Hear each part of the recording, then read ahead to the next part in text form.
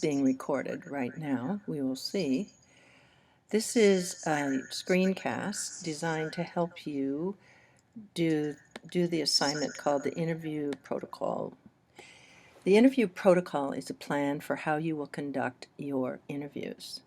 It not only includes the questions you will ask, but also where, when, and how you will conduct the interview. In addition, you should state the reasons behind the kind of questions you're going to ask. All of this will prepare you to get the best information possible from your participants. You can, in this rubric, I'm showing you that you can use the bold-faced headings below to organize your submission of the protocol. One of the most important things about gathering data from people is to establish trust so that they will answer honestly and openly. I cannot say enough about that, and that's why you spend some time not just going out and interviewing a person, but thinking about what you want to accomplish ahead of time.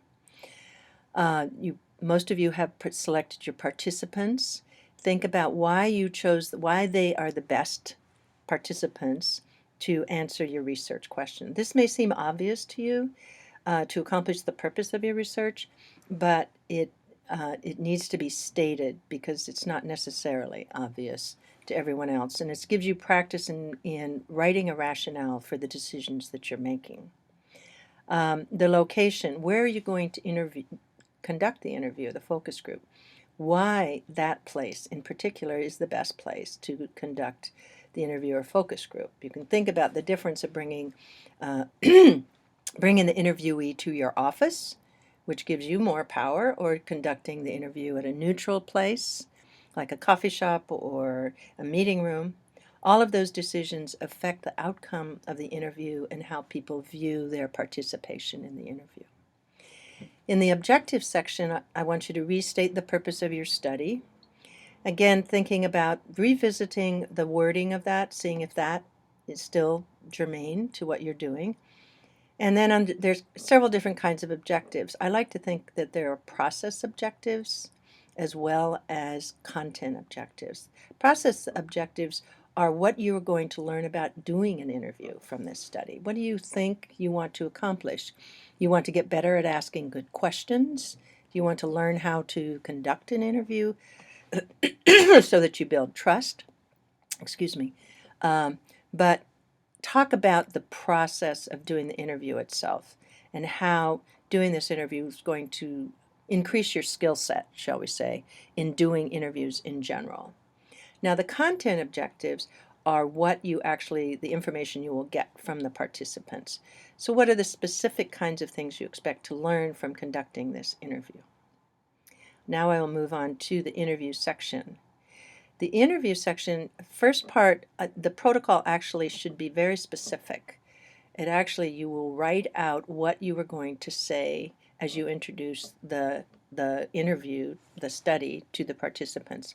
You don't have to say it word for word, but imagine you're interviewing 4 or 5 different people. You want to make that introduction consistent so that all the participants are reacting to the same ideas, to the same protocol. So writing out the introduction is very helpful. You won't use those exact words during the interview, but will help you think about what you want to say to encourage people to participate, to build trust, and to get the kind of information you need. Remember, any time you collect data, that is the one chance you have to get that data. So you need to prepare ahead of time to make sure that it is a powerful experience and that you get the kind of information you want.